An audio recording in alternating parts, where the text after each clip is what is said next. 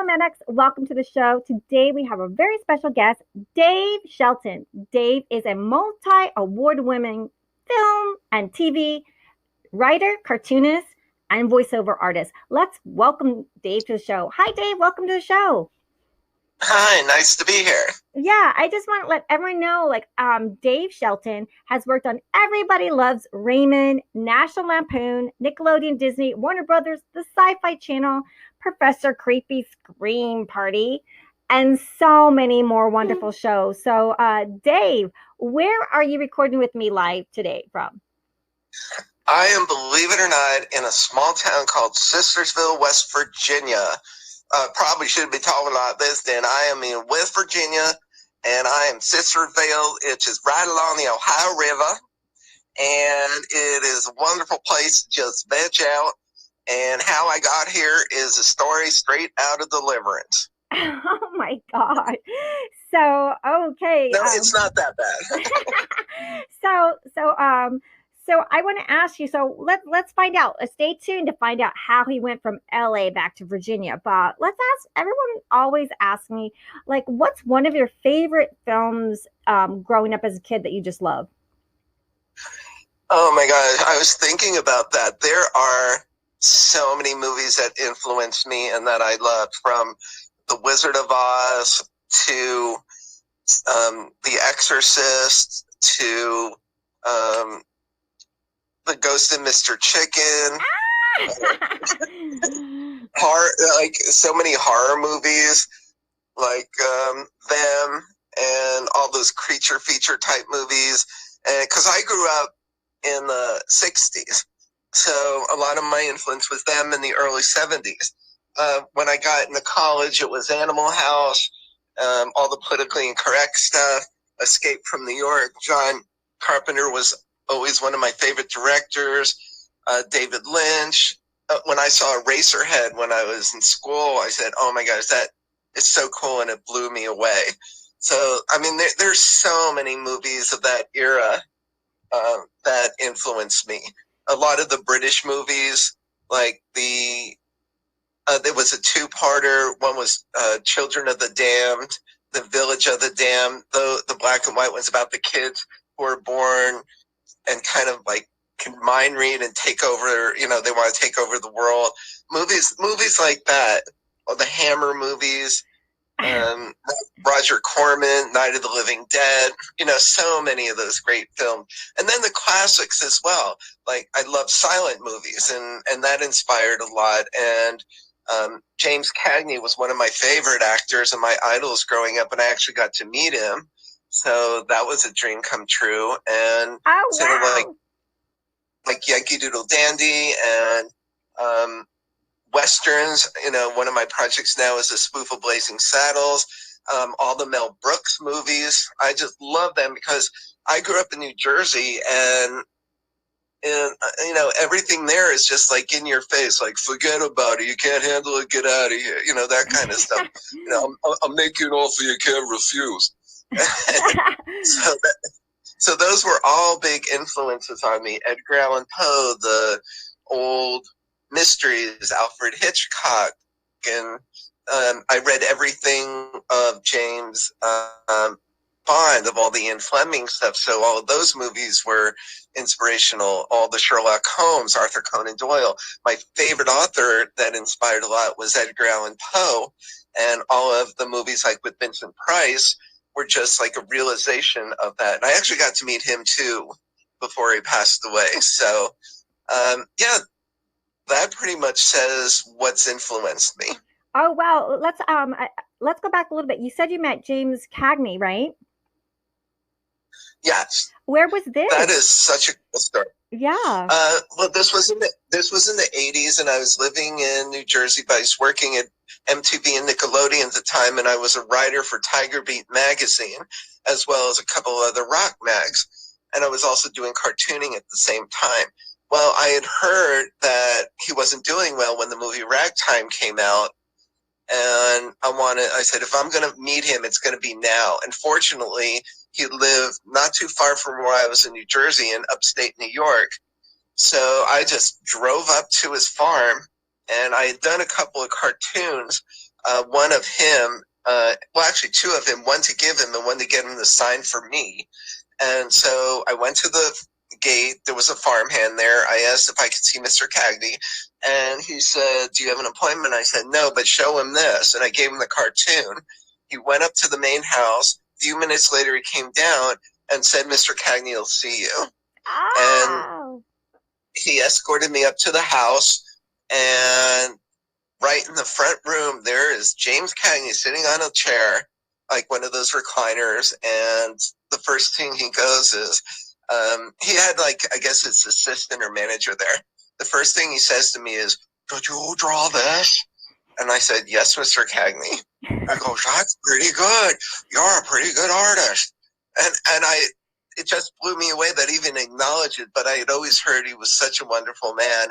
And he was an artist himself. In Man of a Thousand Faces, there's a panoramic scene at the end where it shows all of Lon Chaney's characters in silhouette drawings. Well, James Cagney had drawn all of them himself for the movie. So I knew he was an artist. And I just claim myself as a cartoonist. I'm not like a painter or anything. So then we sat down. He offered me tea, and for 2 hours we are talking. I so wish I had a camera. Oh wow! And what was it, in his living room, or was it outside? It was a sitting room that was kind of like his living room. Okay, in his farmhouse, right? Yeah, in Poughkeepsie, New York. Oh wow! It's called Verney Farms, was the name of his farm, and it was just so amazing. And then I gave him the drawing, and then he signed that, and then he signed the one I did for myself, and then he gave me an autographed photo. Oh. And I still have them to this day. Oh, so you had tea. What kind of tea? Was it English tea? What kind of tea? Everyone's like, what kind of tea? What kind of tea? Oh my God. Now you're really asking. I have no clue what kind of tea it was. You're like, I'm taking it. It's delicious. It's warm and hot. Yes. It was warm. It was hot. I think he had some lemon. I don't remember. Was there honey? Maybe we had, I think we had biscuits. I don't know. So did he have like farm animals, like horses and stuff? He had horses and things like that. And he was a big rider because he had done Westerns as well, too. And I mean, I didn't take a tour of the farm, just what I saw from the street up to the house. Oh, but I did see barns there, and there were some horses that I did see, like in a pen or a corral. But if he had any other animals, I have no idea.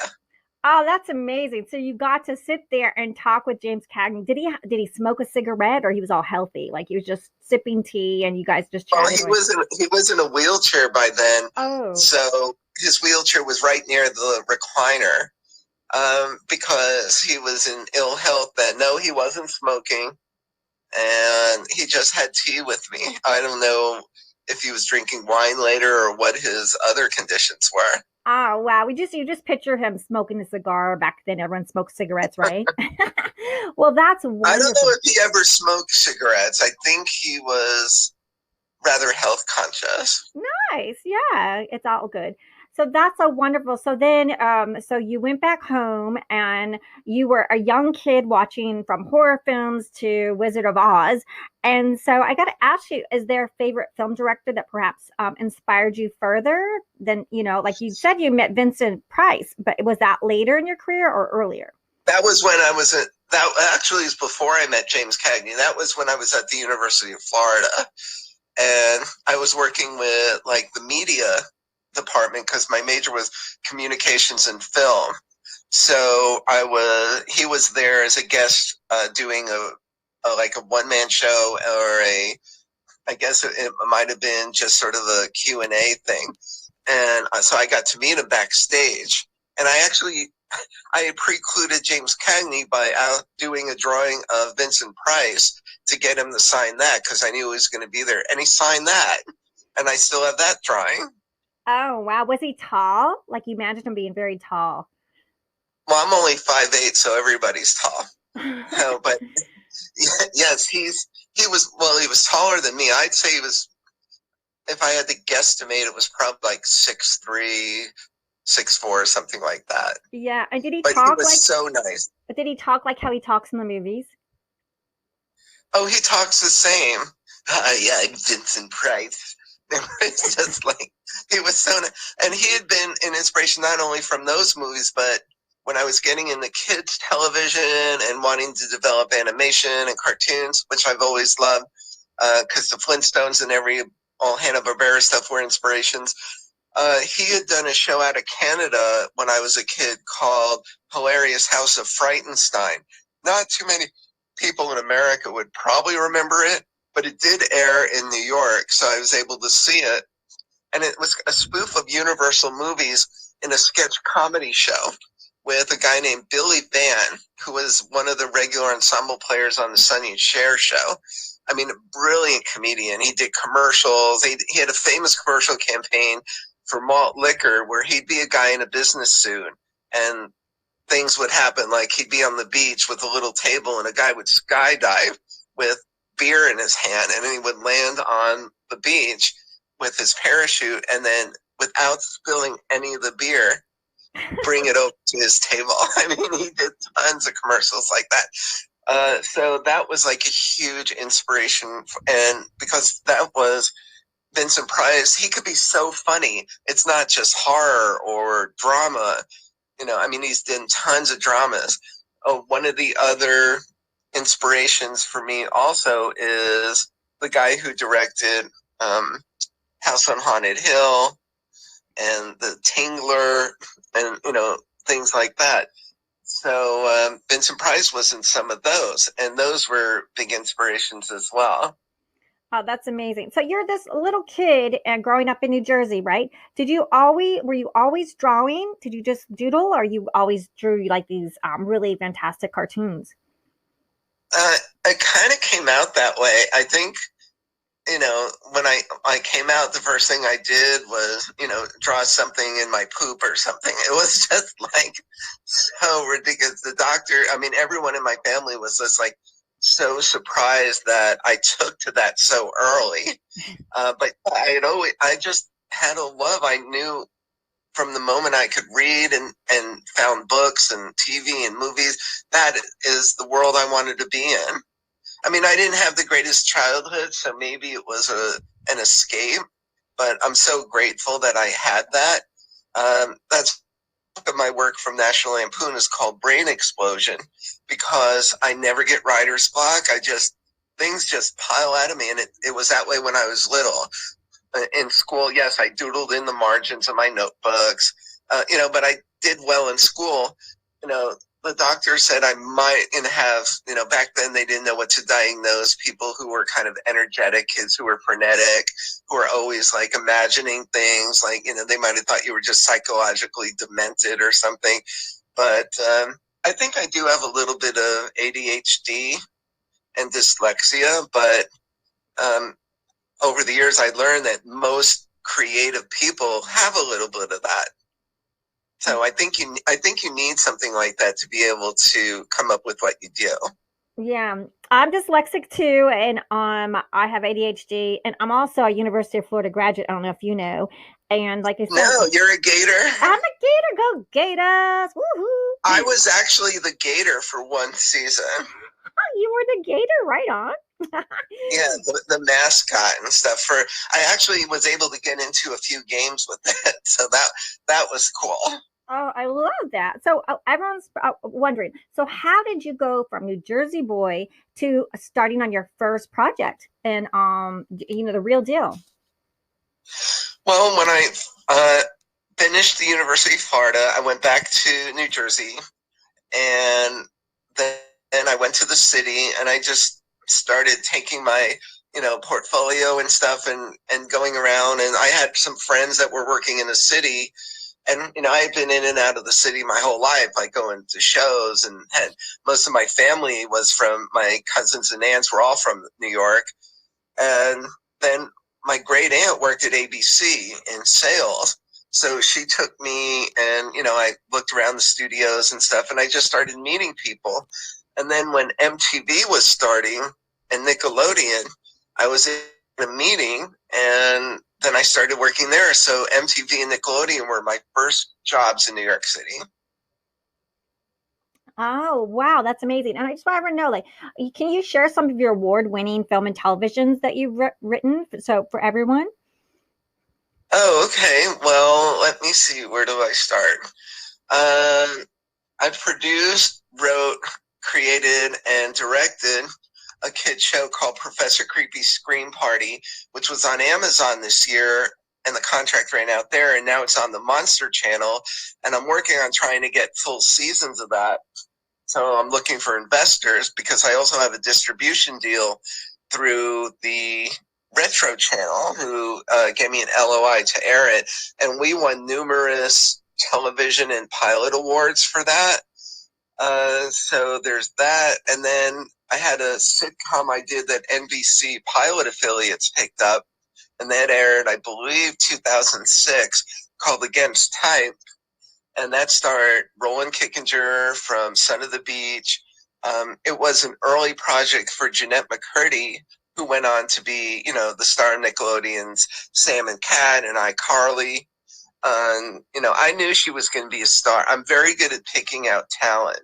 And I knew when we used her in our show that she was going to be a breakout star. And Stephen First, my friend from Animal House, was also in it.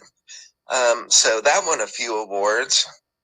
Then I did a short film recently called Dolls in Quarantine as an I shot that here in West Virginia as an answer to the stupid stuff going on with COVID, but that's a whole nother story. And I thought, you know what? You have movies like Dolls, Doll Man, Annabelle, things like that. What if dolls were sick of being inside and like they're stuck just watching TV all day long? Well, I wrote this little short film. It's silent except for House on Haunted Hill, which is actually playing in the background on the TV, and you see cuts back and forth. And these dolls lying in bed, and suddenly they all get possessed. And this one doll, Raggedy Ann, decides she's had enough. So she leaves the bed, winds up in a chair, and then just loses it. I love it. I wrote Doll Diaries too. I think you know about my kids podcast, Enchanted Book Readings, but I wrote about Doll Diaries. And I also went like the terror route, Cicely the Terror. It's really cute, but something about dolls. You just like kids just want to like rip their dolls apart, break their legs. I remember everybody is freaked out. They think clowns are freaky, but dolls are even more. And I've lived in both worlds. I was Chuck E. Cheese. I was a clown in the circus. I have a character called Bitchy the Clown, and he's a disgruntled clown from New Jersey, and he has a podcast that's doing really well. He talks and pontificates about politics and entertainment and all stuff, but he's a mutual hater. He hates everything.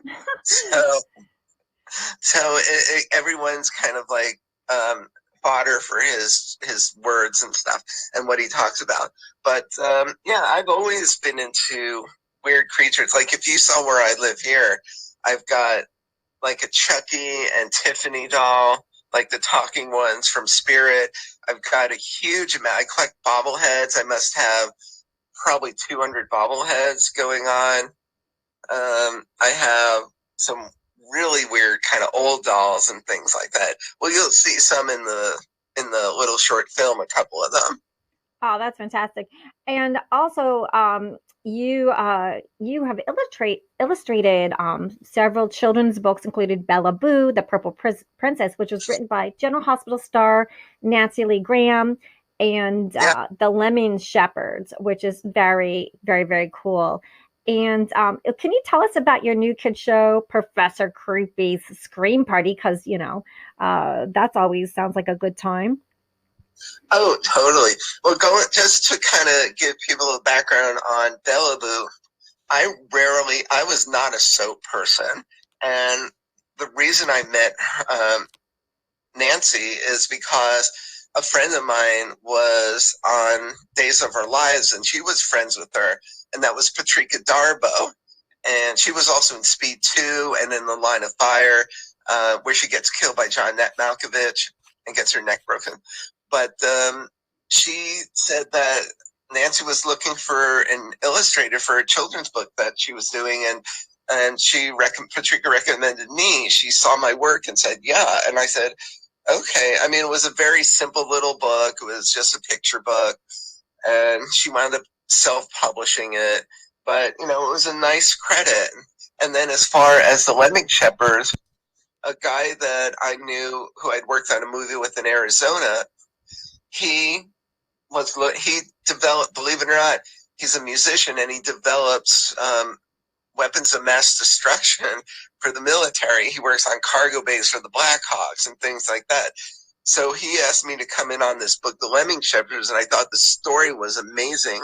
So, we did that book together, and I did all the illustrations, and American Express distributed it, and it got all over the world and won a couple of awards. And I'm adapting that actually into a feature film now, an animated feature film. And then Professor Creepy was a show because of the hilarious House of Frightenstein was such an inspiration. I'd always wanted to do my own horror kids show. So I just developed it. And then I was going to have an investor all set up. He was one of the guys that worked on Breaking Bad, but due to some situations, they pulled the money at the last minute, which wasn't cool. But my ex-fiance and I, we just pulled our money together and shot it ourselves. Oh, that's fantastic. Yeah, sometimes, you make stuff, like who knew, like my podcast would, hit #1 around the world. And which is awesome. Yeah. So thank you for listening. And everyone, if you take a second to subscribe and like, we appreciate it. So, but I just want to also just tell everyone that also you were working with HBO as a cartoonist and writer as well, right? And because you were working, but not with HBO itself. I was a cartoonist, and adapting and writing the cartoons and artwork for some of their HBO specials through the comedians, because I was involved in a book back in the 80s called Comic Lives with Betsy Borns, who was with Rolling Stone magazine, and she wound up being Sabrina the Teenage Witch's producer during their 90s series. Well, I got involved with comedy at an early age, because part of the reason I knew I was going to work for National Lampoon is because I saw Animal House and Vacation, and then in the 90s when I got that opportunity. But no, I met Robert Wall and Tim Allen back in the 80s through my comedy world, and they knew I was a cartoonist and asked me to get involved with their HBO specials. So that's kind of where that came from. Awesome. And can you talk a little bit about your character, your Hadouken characters for Everybody Loves Raymond? Oh, one of the things, and that was weird too, because the transposition of that is that when I left New York and New Jersey in 1990. I said, you know what? It was then I just finished working with Tiger Beat. I just finished the HBO specials with those guys. And it was just time for me to get to LA. So I packed up my kitty and myself, and we moved to LA. And it was less than like a year later that National Lampoon came over and gave me an opportunity to work there. And that was like a dream come true. So I became a senior writer, head of cartoons, projects. I had stuff all over. And I got to work with Jamie Kennedy there because he was starting out. And then the Scream movies launched him. But when I was transitioning out of National Lampoon in 1999, I was helping grant a wish for Make-A-Wish, and the patient wanted to go onto a film set and a TV show. So we got him on the movie set of A Perfect Storm, the George Clooney movie, because Raymond was on that set and stuff, so on the same lot, on the Warner Brothers lot. And then we got them on the set of Everybody Loves Raymond. And I was talking to some of the producers and people there, and they knew who I was from Lampoon and asked me to come on and work there. And that's how that all started. So they knew I was a cartoonist as well as a writer, and asked me to create all the characters for the Hackadoo episode, which wound up becoming one of the most popular episodes. And Paul Rubens was our guest star, and it was very, very cool. And I have another George Clooney story after that. But what happened was I created all the characters, had to do all the background, because it was a spoof of Pokemon, basically, because that was big. And I was a cartoonist for Tweety and Sylvester back in the 90s as well, and Disney. And then Saban, I did some work for them. So it kind of fit with my bailiwick, that was what I was good at. And it turned out really great. So I created all the characters, all the posters, everything, the world around it. Amazing. And so that's how I got involved with them. That's amazing. And Dave, you also sing and do voiceovers. You don't have an acoustic car with guitar by you. If you'd like to sing something, we always love to hear singing. Oh, seriously? I mean, yeah. We got about 4 minutes. We got 4 minutes. I do have an acoustic guitar here. Woohoo! Well, I have all my guitars here, but let's see. Something you have the rights to, so that we could put on Spotify and Apple. I do a lot of originals. Okay, let's hear something. In the meantime, while he's getting ready, I want to ask everyone if you could take a second and go to snuggybear.com.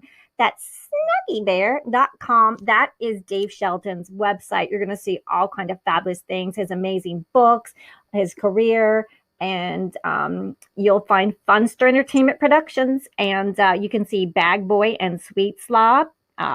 You can check out Brain Explosion, and he's got wonderful stories and books on there. Awesome. Yeah, the website I designed, I wanted to make sure everything I'm working on, people can go to, whether producers or investors, they can kind of see what's available there. So thank you for mentioning that. Mm-hmm. Yeah, we got 3 minutes, so let's see if we can get a song in. I'll do a piece of the song really fast. Okay, great. Okay, this one's a ballad. I usually write rock, but this one's called "It's Gotta Be Better," and I'm kind of out of voice, but let me try.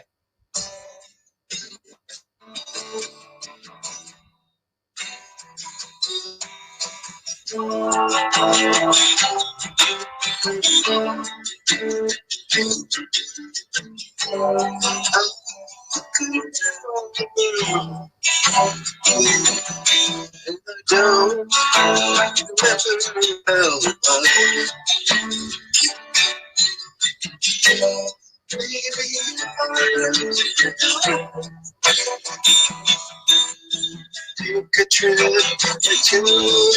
the time. It's gotta be better.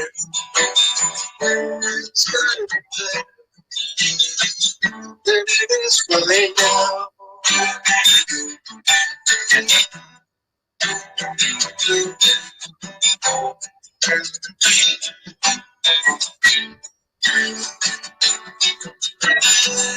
I'm so glad I've been burger, and it seems that we're so thing. But there's someday I two things to be. It's gotta be better. It's gotta be better. It's gotta be better than it is right now.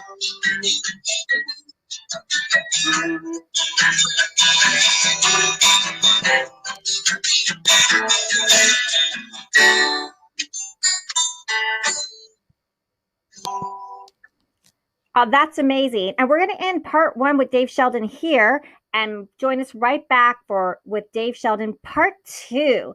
That's an amazing song. Thank you, Dave. That was wonderful. Oh, you're welcome. I was just like kind of thrown into it. I haven't even warmed up yet. But that's the way that our listeners love it. This is raw and live. Come back to part 2 with Dave sheldon. He has so much more to tell us, and a story he said he wants about. He's going to tell us about George Clooney. So come on back, part 2.